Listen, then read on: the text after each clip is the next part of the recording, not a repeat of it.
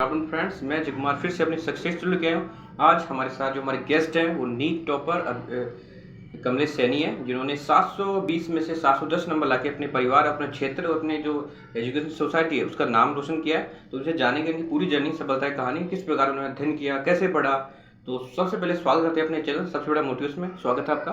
बिल्कुल। सबसे पहले आपका जो शुरुआती परिचय है वो हमारे दर्शकों को एक बार बता दीजिए। सबसे पहले मैं अपना सर के चैनल के माध्यम से अपना इंट्रोडक्शन आपको बताऊं तो मैं यहीं का निवासी हूं। मेरा नाम कमलेश सैनी है। मैंने कक्षा 11वीं में जो चौमुख परिक्षेत्र का छोटा सा संस्थान है TCI, वहाँ एडमिशन लिया था और वहाँ से अपनी प्रॉपर रेगुलर स्टडी की और नीट 2023 की मैंने एग्ज़ाम दी है और उस एग्ज़ाम में मैंने 720 में से 710 मार्क्स प्राप्त किए हैं और ऑल इंडिया रैंक मैंने 50 अचीव किया है। इसका जो श्रेय है वो मेरी मेहनत को तो जाता ही है, साथ ही जो मेरे पेरेंट्स हैं, टीचर्स हैं, साथ ही जो मेरे फ्रेंड्स हैं, उन सब का एक प्रॉपर सपोर्ट, इन सब उनकी गाइडेंस, सबका इसमें एक सामूहिक रोल है। तो उसके लिए मैं उनका बहुत आभारी हूँ। कमलेश सर, आगे ये जानना चाहेंगे आपसे कि 10th के बाद जो सब्जेक्ट का विषय बना देता है कि हम कौन सा सब्जेक्ट लें, कैसे लें, तो ये साइंस स्ट्रीम में जाने का फैसला कैसा रहा आपका? जब मैंने 10th की अपनी एग्ज़ाम पास की तो उस समय मैंने 10th में मेरे अगर मार्क्स बताऊं तो 96.83 परसेंटेज बनी थी उस समय। हालांकि सबके मन में होता है कि मेरे को आगे कौन सी स्ट्रीम में जाना है, लेकिन हमारा भी कोई ना कोई ऐसा गोल होता है कि हमें आगे चल कर के ये इस सेक्टर में जाना है, ये प्रोफेशन, ये जो जो भी व्यवसाय है उसके अंदर जाना है। तो उसके लिए एक प्रॉपर सब्जेक्ट हमें चूज़ करना पड़ता है। तो उसके लिए मेरे पापा और फैमिली मेम्बर्स थे, साथ ही पापा के धर्म भाई हैं डॉक्टर हरिवल्लभ, उनसे मेरा कांटेक्ट हुआ। उन्होंने बताया कि आप अगर डॉक्टर बनना चाहते हो तो आपको साइंस सेक्टर में बायोलॉजी सब्जेक्ट को चूज़ करना चाहिए और आपको प्रॉपर डेडिकेशन के साथ अपनी स्टडी करनी पड़ेगी। तो उनके सहयोग से, साथ ही में जब यहाँ के रिजल्ट्स देखा करता था कि बच्चे साइंस सेक्टर में इतना अचीवमेंट गेन कर रहे हैं, तो उससे मेरे अंदर भी आया कि मुझे भी साइंस सेक्टर में जा कर के वो मैं अपना जो ये गोल है आसानी से अचीव कर सकता हूँ। तो मैंने वो अपनी जो साइंस सेक्टर चुना और प्रॉपर स्टडी की। और आपको किसने ऐसे सजेस्ट किया कि TCI इस मामले में सबसे बेहतर है, वो सबसे बेहतर परिणाम देते हैं, सबसे अच्छी कोचिंग मानी जाती है, तो इसके लिए? हालांकि जब मैंने प्रिपरेशन स्टार्ट की तो मेरे पापा के जो सहयोगी थे या जो साथ वाले थे उन्होंने बताया कि आपको बच्चे को कोटा और सीकर भेजना चाहिए, क्योंकि वहाँ एक माहौल बना हुआ है कि जो साइंस सेक्टर नीट की तैयारी या JEE की तैयारी वहीं से मोस्टली स्टूडेंट्स करते थे। लेकिन फैमिली से दूर जा कर के, वहाँ फैमिली के बिना रह कर के, उनसे दूर रह कर के प्रिपरेशन करना वो मुझे थोड़ा अच्छा नहीं लगता। अगर हम फैमिली के साथ रह कर के अपनी जो प्रिपरेशन है वो करें, इससे क्या होता है कि फैमिली जो मेंबर्स हैं, हमारे पेरेंट्स हैं और भी हमारे जो मेंबर्स हैं, उनका प्रॉपर सपोर्ट मिलता रहता है, उनकी प्रॉपर गाइडेंस रहती है, जिससे हम एक स्ट्रेट मार्ग पर चलते रहते हैं, भटकने का कोई सवाल नहीं रहता। उनकी प्रॉपर गाइडेंस, मोटिवेशन हमें मिलता रहता है। तो इसीलिए मैंने यही, और साथ ही जब उस समय मैंने रिजल्ट्स, TCI जो संस्थान थी इसके रिजल्ट्स देखे कि दिन प्रोग्रेस कर रही है। TCI ने जो पिछले वर्ष से अगर नेक्स्ट वर्ष देखे तो हर बार उनमें क्या होता है कि रिजल्ट्स में बढ़ोतरी होती है। उनके सिलेक्शन को देख करके मेरे अंदर से मोटिवेशन आया कि मैं बिल्कुल TCI संस्थान को ज्वाइन कर सकता हूँ। और बिल्कुल मैंने वहाँ, जब मैं वहाँ टीचर्स से मिला, वहाँ के स्टूडेंट से मिला, तो वहाँ मुझे एक फैमिलियर माहौल मिला और उस फैमिलियर माहौल में आसानी से मैं अपनी प्रिपरेशन की। मैंने वहाँ जाकर मैंने ज्वाइन किया, डायरेक्टर सर से मिला, तो बस ऐसे मेरी वहाँ से मुलाकात हुई। तो आप ये बताइए कि जैसे 12वीं के साथ आपने ये नीट की प्रिपरेशन की है या 12th के मतलब पास होने के बाद में आपने एक साल लिया है ये? मैंने 11वीं 12वीं तो अपनी प्रिपरेशन की, 12वीं के साथ ही मैं देने में था, लेकिन क्या है कि मेरी एज नहीं हुई थी, एज कम पड़ रही थी, तो मैंने एक साल ड्रॉप किया। फिर अपनी एक साल ड्रॉप करके फिर प्रिपरेशन की 1 साल के लिए। उससे क्या हुआ कि मेरी जो मटेरियल था, जो भी स्टडी थी, उसमें बहुत और भी क्लियरिटी आई और मेरे मार्क्स में भी बहुत बढ़ोतरी हुई 12th के बाद में। तो मैंने प्रॉपर अपनी स्टडी की थी उस समय, 1 साल ड्रॉप लेके। और कमलेश, हम उस टाइम की जर्नी जानना चाहेंगे कि जब आप स्टडी करते थे तो आपका स्टडी प्लान कैसा था, आपकी जो फुल डे जर्नी है वो बताइए, सुबह से शाम तक का जो टाइम टेबल सेट किया था आपने उसके बारे में बताइए। क्या है कि हमारी वैसे क्लासेस मॉर्निंग में सुबह 6 बजे से लगती थी। तो जब मॉर्निंग में क्लासेस लगती थी तो जल्दी में समथिंग 3 से 4 बजे उठ जाता था। अपनी तैयार हो करके स्कूल कोचिंग जाने से पहले 1-2 घंटे 1-1.5 घंटे अपनी सेल्फ स्टडी कर लेता था। फिर कोचिंग वहाँ जाता था और कोचिंग में जो प्रॉपर हमारी 6 से 7 घंटे की क्लासेस होती थी उनको रेगुलर एकदम कंसिस्टेंसी के साथ उनको प्रॉपरली अटेंड करता था। और उसके बाद अगर मेरे कोई डाउट होते थे या फ्रेंड से कुछ बात पूछनी थी, टीचर से कुछ डिस्कशन करना था, तो वो वहाँ रुक करके मैं कर लिया करता था। बाकी मैं अपनी सेल्फ स्टडी किया करता था और जितनी हो सके मैं शाम तक, या तो कभी तो शाम तक कोचिंग में रुक जाता था या फिर शाम को घर आ करके खाना वाना खा करके रात को 2 ही घंटे और पढ़ लिया करता था। तो रात को 10 बजे तक ये मेरा डेली रूटीन रहता था। मेन चीज़ है कि हम कितने घंटे पढ़ते हैं वो मैटर नहीं करता। हमें क्या होना चाहिए कि हमारा एक प्रॉपर, हमें रेगुलरिटी के साथ स्टडी करनी चाहिए। हमारा एक प्रॉपर शेड्यूल होना चाहिए। हाँ बिल्कुल, मेरे को आज ये टॉपिक क्लियर करना है। तो ऐसे, और साथ ही जब तक हमारा कोई टॉपिक कंप्लीट नहीं होता उसमें सबसे पहले हमें उसके नोट्स हमें पढ़ लेने चाहिए। उसकी प्रॉपर जो भी क्लास में हमें बताया जाता वो रिवाइज़ कर लेना चाहिए उनको जितना हो सके। साथ ही हमारे नीट की प्रिपरेशन के लिए एनसीईआरटी बहुत आइडियल मानी जाती है। तो नोट्स को पढ़ने के बाद हमें एनसीईआरटी पे जाना चाहिए। हमने जो नोट्स में पढ़ा है मोस्टली तो उससे क्लियर हो जाता है। हमें क्या होता है कि बस एनसीईआरटी में जा कर के उसे मैच करना होता है कि जैसा हमें क्लास में बताया वैसा ही एनसीईआरटी में लिखा हुआ है कि नहीं।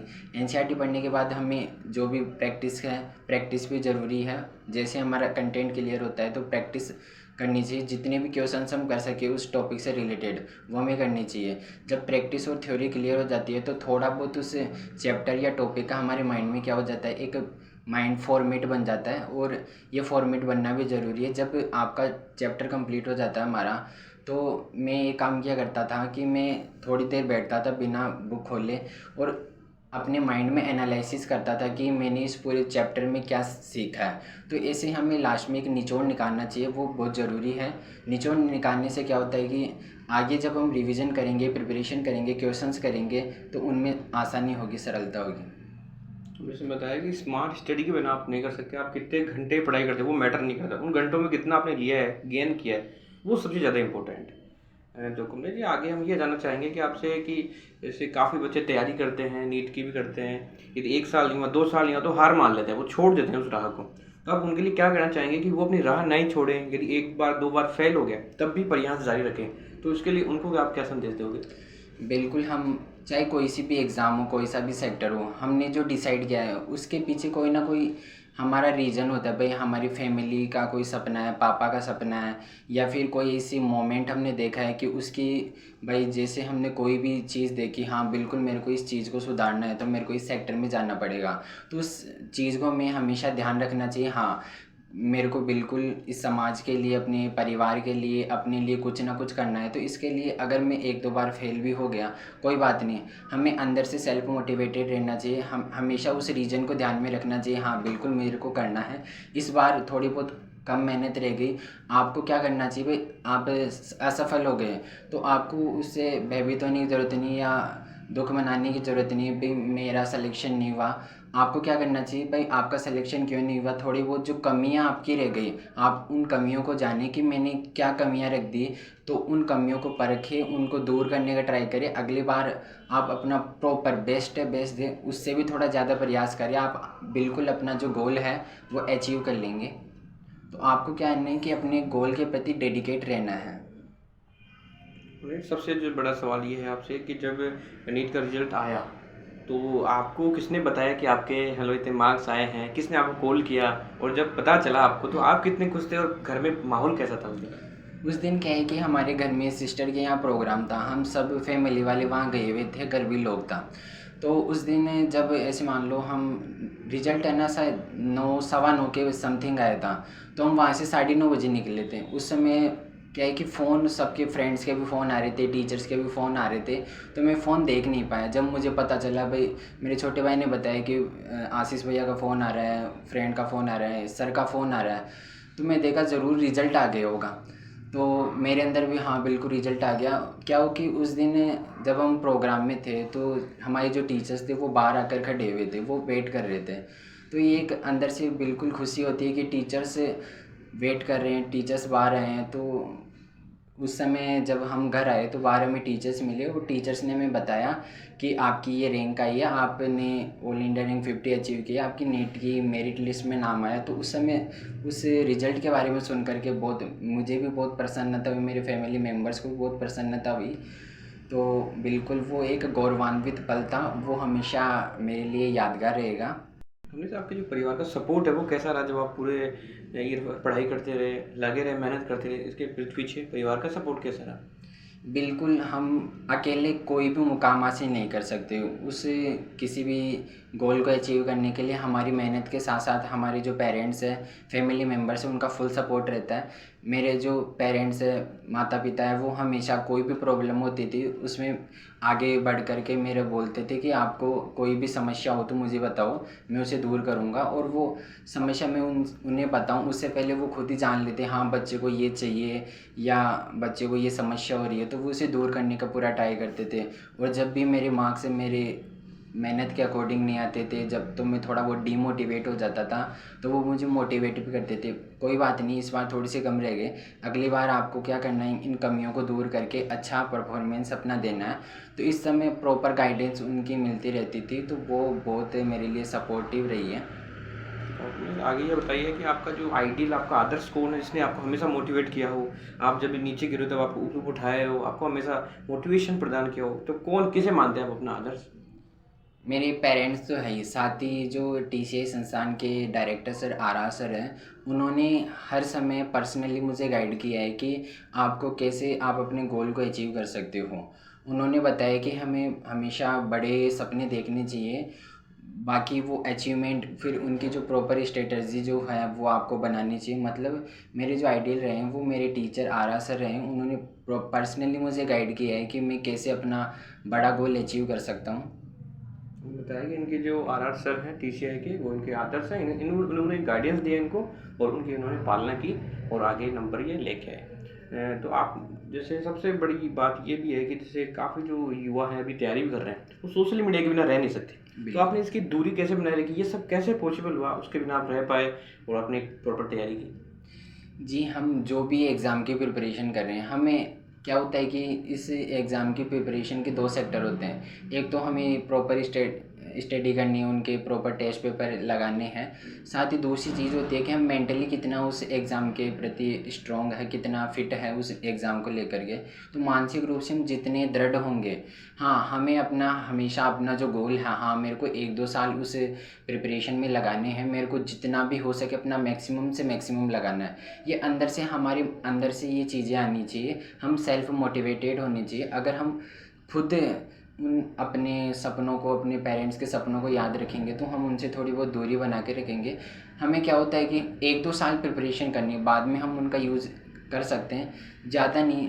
अगर कोई 1-2 घंटे अगर हम देख लेते हैं, वो भी इमरजेंसी हमारी स्टडी के लिए अगर कोई ज़रूरी है तभी देखें, बाकी हमें उनसे थोड़ी बहुत दूरी बनानी पड़ेगी अगर हमें अपना जो गोल है वो अचीव करना है। बिल्कुल, ये हमारे अंदर से ये जुनून होना चाहिए, वही हमें इनसे दूरी बनाए रखने में सपोर्टिव रहेगा। और एक और सवाल है कि जैसे नीट के भी जो कॉलेज हैं, अब जो मिलने वाले काफ़ी कॉलेज हैं, तो वो ऐसा कोई कॉलेज है पसंदीदा कि आप वहाँ पे जाना चाहते हो, कि पढ़ना चाहते हो, कि वहाँ से आप इम्प्रेसिव हो, ऐसा कौन सा है, उसका नाम बताइए? बिल्कुल, हर किसी बच्चे का जो भी मेडिकल सेक्टर में जाता है, हर किसी बच्चे का सपना ये ड्रीम रहता है कि मुझे दिल्ली एम्स मिले, क्योंकि वो इंडिया की टॉप नंबर 1 कॉलेज है। तो मेरा भी शुरू से ही वही सपना था। जब मैं फर्स्ट डे टीसीआई में गया था तो वहाँ के जो फाउंडर आर सर हैं, उन्होंने बताया कि हम बच्चा बहुत मेहनती है, बच्चे की मेहनत और लगन से हम बच्चे को एक दिन ज़रूर दिल्ली एम्स दिलाएंगे। आज उन्होंने ये सपना भी साकार किया। चांसेस वो मोस्टली है कि मुझे दिल्ली एम्स से मिल ही जाएगी। तो दिल्ली एम्स मेरा सबसे बड़ा सपना है। वहाँ जो डॉक्टर्स बनते हैं उनको प्रॉपर पर्सनली अलग ही माहौल होता है, उनकी हर चीज़ को डिटेल में बताया जाता है। साथ ही वहाँ का थोड़ा फीस स्ट्रक्चर भी कम है, जो हमारी फैमिली इकोनॉमिक सेक्टर को देखते हुए बहुत इम्प्रेसिव है। साथ ही वहाँ क्या होता है कि हर चीज़ बहुत डीपली बताई जाती है, हर चीज़ के बारे में बहुत सी चीज़ें होती हैं। तो वो हर किसी का सपना रहता है, मेरा भी वही सपना है। उन्होंने से बताया कि जो दिल्ली एम्स है उनका सपना है, और वो जो कॉलेज है इनको आपका 99% चांस है कि वो मिल जाएगी। और भगवान से दुआ करेंगे वो ज़रूर इनको कॉलेज मिले। और आपका जो अभिरुचि, आपकी आपकी हॉबी किस में है, क्या पसंद है आपको? अभी तक तो मेरी प्रॉपर्ली ज़्यादा मैंने किसी थोड़ा बहुत मैं फैमिली के साथ बात करना, थोड़ा बहुत खेलना, बाकी मैंने अपनी स्टडी में ही अपना टाइम दिया है। अभी तक तो मेरा रूटीन था वो स्टडी में ही रहता था। अब थोड़ा बहुत मिलना जुलना लोगों से वो भी चल रहा है। मेनली तो मैंने अपनी स्टडी में थोड़ा बहुत दिया है। आपने भी थोड़ी बहुत जैसे Starting से। टाइम निकाल के मूवीज़ वगैरह देखी होगी, तो कोई आपकी फेवरेट मूवी बता सकते हो? फेवरेट मूवी और क्यों, उसकी वजह, कोई आपकी पसंदीदा कोई फिल्म हो? बिल्कुल।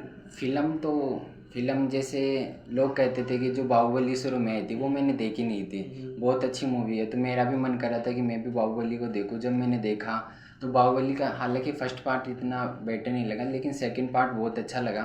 तो बहुत अच्छी मूवी है। भाई लोग कहते थे भाई बहुत अच्छी मूवी, मुझे भी लगा बिल्कुल अच्छी मूवी है, तो देखनी चाहिए ये भी।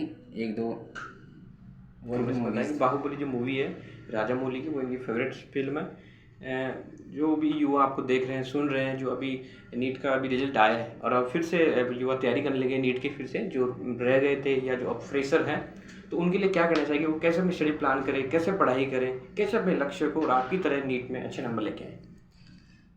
सबसे पहले जो भी नीट एस्पिरेंट्स हैं उन सबको मैं कहना चाहूँगा कि आप मेंटली हमेशा अपने गोल को लेकर के फिट रहे, उसके डेडिकेटेड रहे। हाँ बिल्कुल, मेरे को 1 साल अपनी प्रिपरेशन करनी है, पूरा मुझ अपने आप को उसी में झोंक देना है। आपको एक प्रॉपर शेड्यूल के साथ अपनी स्टडी करनी चाहिए। आपको स्मार्ट स्टडी पर फोकस करना चाहिए। स्मार्ट स्टडी के बारे में अगर मैं बताऊं तो स्मार्ट में एस का मतलब होता है सलेबस। आप जिस भी एग्ज़ाम की प्रिपरेशन कर रहे हैं उसका एक प्रॉपर सिलेबस आपके पास हमेशा होना चाहिए। दूसरी चीज़ है मटेरियल। आप जो भी सिलेबस है उस सिलेबस के अकॉर्डिंग आपकी एग्ज़ाम के लिए जो भी प्रॉपर मटेरियल है, स्टडी मटेरियल है, जो भी नोट्स वगैरह है वो आपके पास प्रॉपर अपने हैंड रिटन, आपने खुद से लिखे हो, आपने क्लासरूम आपके नोट्स होने चाहिए, दूसरे के नोट्स नहीं होने चाहिए। क्योंकि क्लासरूम में जब हम अपने नोट्स बनाते हैं तो हम अपने अकॉर्डिंग बनाते हैं कि मुझे कौन सा टॉपिक तो थोड़ा अच्छे से आता है, कौन से टॉपिक में थोड़ा बहुत वीक हूँ। जो अच्छे से आता है आपको अपने हिसाब से नोट्स बनाने, ताकि आप जब रिवीजन करो तो रिवीजन के दौरान वो नोट्स आपके लिए हेल्पफुल हो। साथ ही तीसरी चीज़ होती है आपको प्रॉपर एनालिसिस करना चाहिए चीज़ों का। एनालिसिस आपको अपनी नोट्स का तो करना है, एनसीईआरटी का भी करना है। एक चीज़ मैं आपको बता दूं कि जब हम क्लासरूम स्टडी करते हैं वो तो हमारे लिए प्रॉपरली, हमें तो उसमें पूरा कंसिस्टेंट रह करके क्लासरूम को तो एंजॉय करना ही है। जितना हो सके हमें क्लास में समझने का ट्राई करना चाहिए। फिर उसके बाद घर आकर के उसको थोड़ा बहुत रिवाइज कर लेना चाहिए।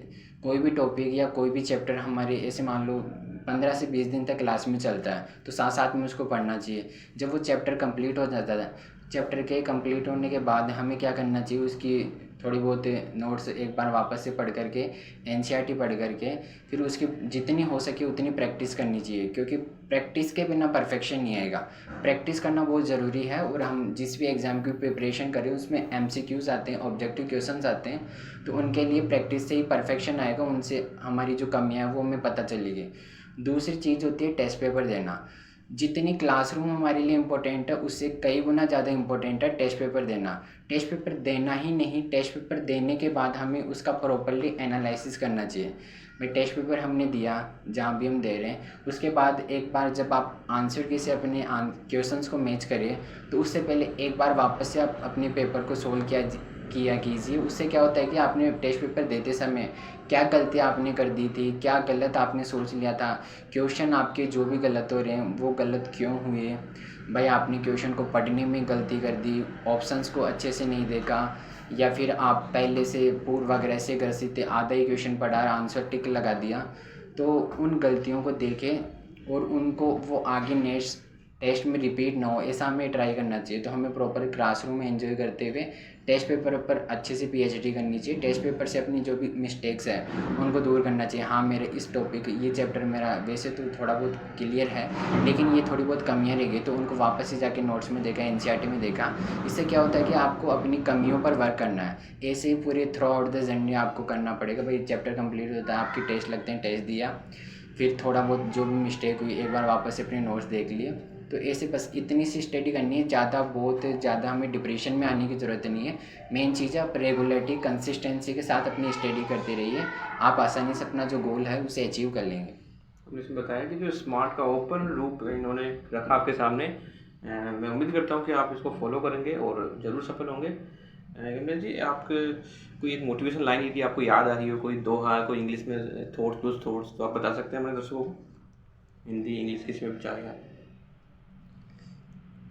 हाँ, एक लाइन है, बहुत अच्छी लाइन है कि हमारे जो बड़े लोग हैं वो हमेशा कहते हैं कि ईश्वर वो नहीं करते जो आपको अच्छा लगता है, ईश्वर हमेशा वो करते हैं जो आपके लिए अच्छा होता है। इसलिए आप कभी फेल भी हो जाते हो तो आपको इसे डिमोटिवेट होने की ज़रूरत नहीं है। आपकी इसमें कोई ना कोई अच्छाई है जो आपको आगे चल कर के, अगर आप ऐसे मान लो आप नीट में सेलेक्ट नहीं हुए तो ईश्वर ने आपके लिए इससे भी बड़ा अच्छा सोच रखा है।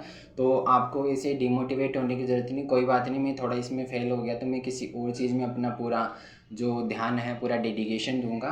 तो आपको अपनी मेन चीज़ है कि आपको एक अच्छा इंसान बनना है, एक अच्छा होनेस्ट ईमानदार वर्कर बनना है।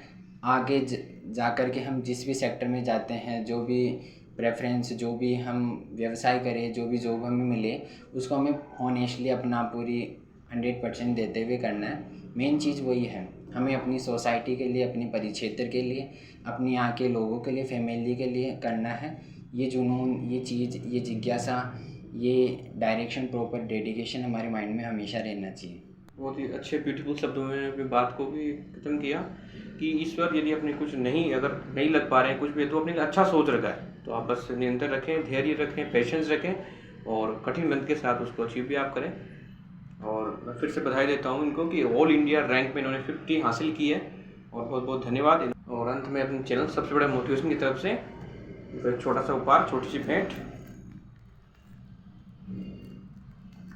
और मैं फिर से इनके उज्जवल भविष्य की कामना करता हूँ कि इनका जो भी सपना है दिल्ली एम्स का वो जरूर पूरा हो और इनको जरूर मिले।